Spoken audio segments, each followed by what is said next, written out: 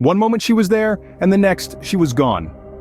This is the unnerving tale of an inexplicable disappearance that happened right before my very eyes. It was an ordinary day at the park, a place teeming with life. Children laughing and playing, families enjoying picnics, dogs chasing after frisbees. Among the crowd, a young girl caught my eye. She was playing alone, her laughter ringing out, her joy palpable even from a distance. Suddenly, as I watched, she vanished. I was rooted to the spot, my heart pounding. She didn't walk away, she didn't hide, she simply disappeared. One moment she was there, the next, nothing but an empty space where she had been. I scanned the area frantically, thinking my eyes were playing tricks on me, but she was gone as if she had never been there at all. The park continued on in its merriment, oblivious to the bizarre occurrence. This wasn't a magic trick. There were no smoke or mirrors, no hidden trapdoors in the grass. This was broad daylight in a crowded park. The rules of physics, of reality as we understand it, were contradicted in that moment.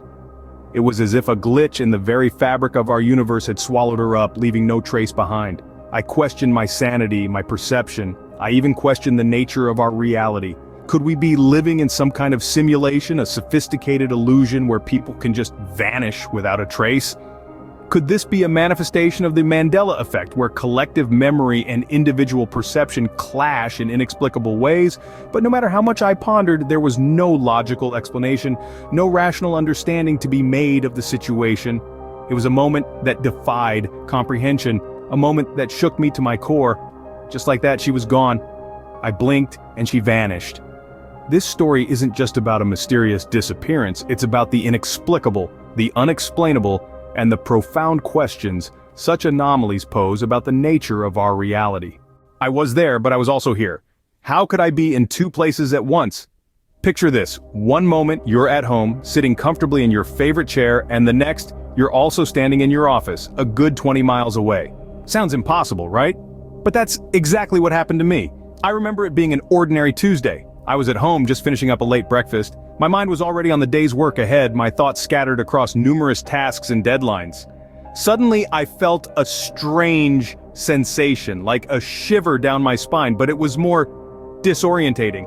Before I could even process what was happening, I found myself standing in my office. I could see the familiar surroundings, the cluttered desk, the bright fluorescent lights overhead. I could hear the low hum of the air conditioning and the distant chatter of my colleagues. It felt real. I could feel the cold floor beneath my feet, the weight of the papers in my hand, but here's the catch: I was still at home. I could still feel the soft fabric of my chair, the warmth of the half-finished coffee cup in my hand. I could still see the morning sunlight streaming in through the window, hear the birds chirping outside. I was in two places at once, experiencing two realities simultaneously. It was as if my consciousness had split in two, each part completely aware and present in its respective location. I remember feeling an overwhelming sense of confusion, panic even, but the more I tried to make sense of it, the more surreal it became. It was like being caught in a paradox, a glitch in the matrix, if you will. Eventually, as abruptly as it had started, it ended. I was back in my chair, my office a fading memory, but the feeling of being there, the sounds, the smells, they were all too real to have been a mere figment of my imagination. I was left standing in two places, torn between two realities. It was a strange, unsettling experience, one that left me questioning the very nature of reality.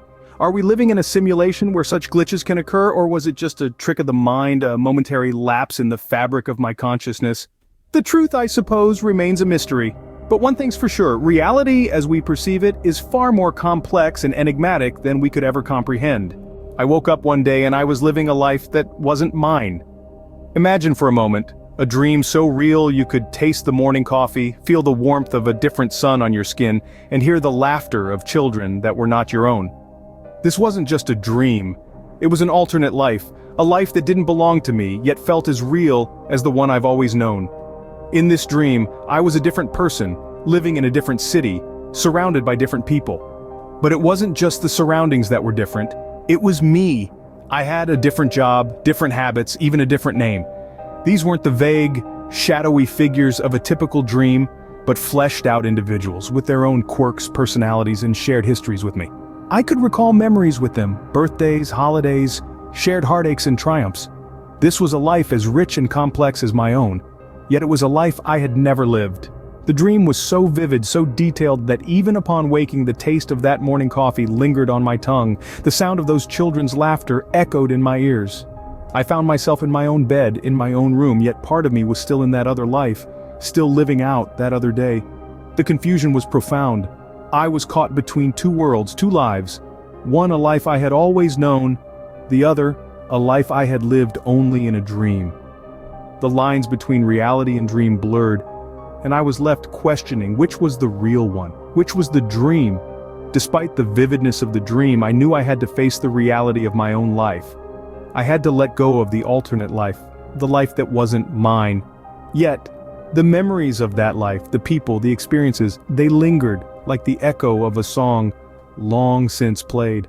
I woke up to my own life, but the dream life still haunts me. Everything around me came to a standstill. Time had frozen.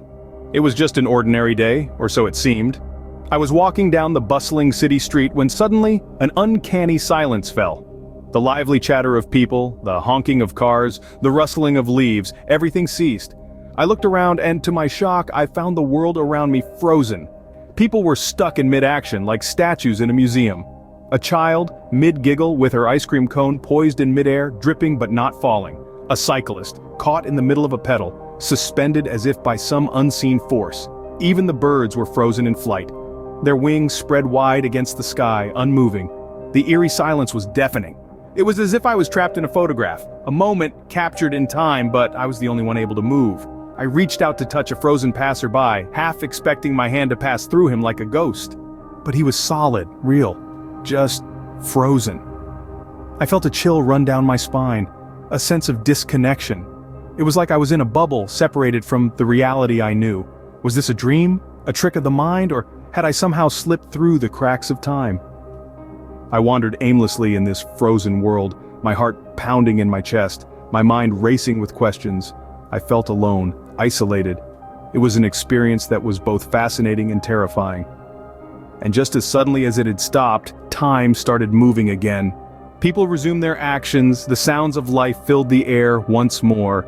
The child laughed as her ice cream splattered on the ground, the cyclist pedaled on, and the birds continued their flight. I was back in the world of the living, the world of movement, the world of time, but I was left with a memory, a glitch in the matrix that I will never forget. One minute it was in my hand, the next, it had vanished into thin air. Just like that, an everyday object, as common as a cup of coffee, disappeared. The baffling part? It was right there, nestled comfortably in the palm of my hand.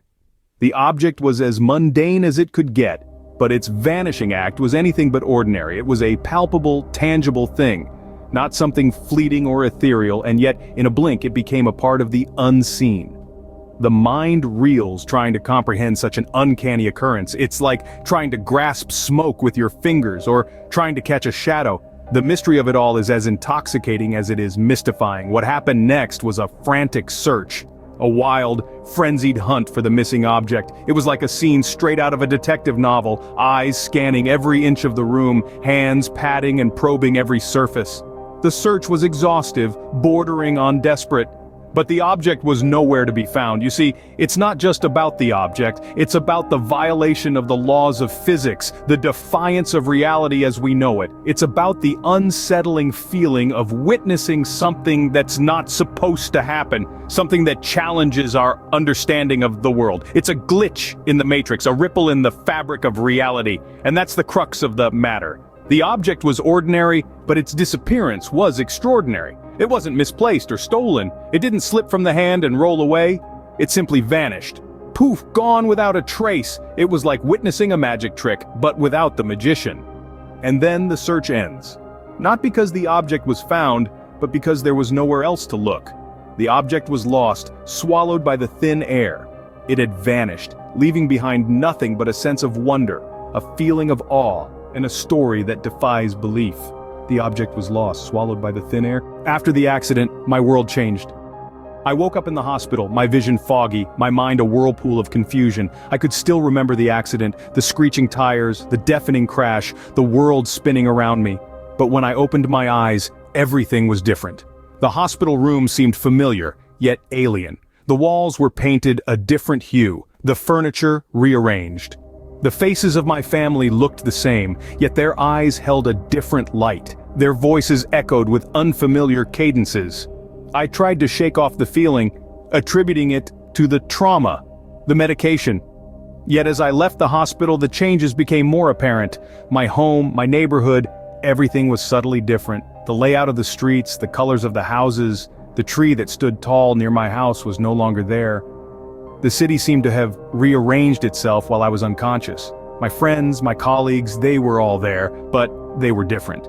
Their personalities seemed altered, their memories of shared times mismatched with mine. Some didn't recognize me, while others claimed we had met under circumstances I had no recollection of. I felt like an actor who had missed the script change, playing out of tune in a familiar yet bizarrely different drama. I tried to adapt, to accept this new reality. I sought help, visited doctors, psychologists, but they all seemed to think it was a mental breakdown, a side effect of the trauma. But I knew deep down this was not a delusion. My world had changed, and it wasn't just in my head. I started researching, delving into the world of quantum physics, parallel universes, alternate realities. The theories were mind-boggling, unsettling, and yet they offered a semblance of explanation. Had I somehow slipped into a parallel universe? A different reality during the accident? Was I living in an alternate version of my world? The questions remained unanswered. I continued to live in this unfamiliar world, trying to make sense of the changes, the anomalies. I looked for signs, clues, anything that might shed light on this mind-bending enigma. My world had changed, and I was a stranger in it. My dog was with me in the kitchen, then suddenly he was in the bedroom. Imagine this, there you are, enjoying a quiet evening at home with your loyal canine companion. You're both in the kitchen, maybe you're preparing dinner, or perhaps just enjoying a late-night snack. Your dog is there, right by your side as always. You can feel his presence, hear his soft breathing, maybe even catch a whiff of that distinctive doggy aroma. There's no doubt about it. He's there with you. Then, in the blink of an eye, something strange happens. You turn around, and your dog is no longer there. Confused, you call out his name, expecting him to come bounding back into the room, but there's no response. You search the house, and lo and behold, there he is, in the bedroom. But how did he get there? You're sure he was just with you in the kitchen, you didn't hear him leave, and you certainly didn't see him go. You try to rationalize the situation. Maybe you just weren't paying attention. Maybe he snuck out when you weren't looking, but deep down you know that's not the case. You know your dog, you know his habits, his behaviors. This isn't like him. This baffling event leaves you feeling disoriented and a little bit scared. You look at your dog, and you can see he's feeling the same way. His eyes are wide, his tail is tucked between his legs. He seems just as confused as you are. He looks at you, then at the bedroom door, then back at you. It's as if he's asking you, did that just happen? Did I just teleport? In the grand scheme of things, it's a small incident, but it's an incident that shakes you, that makes you question the very fabric of your reality. Even my dog seemed confused, as if he too was questioning the reality of our world. These glitches in the matrix challenge our perception of reality. We've journeyed through tales of unexplainable disappearances, mysterious bilocations, alternate life dreams, frozen time, vanishing objects, alternate realities, and teleporting pets. Each of these stories defies our understanding of the physical world, bending time and altering reality in ways that leave us questioning, could we be living in a simulation? These narratives, as bizarre as they may seem, serve as a reminder that there's so much about our universe that remains unexplored and unexplained. They invite us to ponder, to question, and to engage in the grand dialogue about the nature of our existence.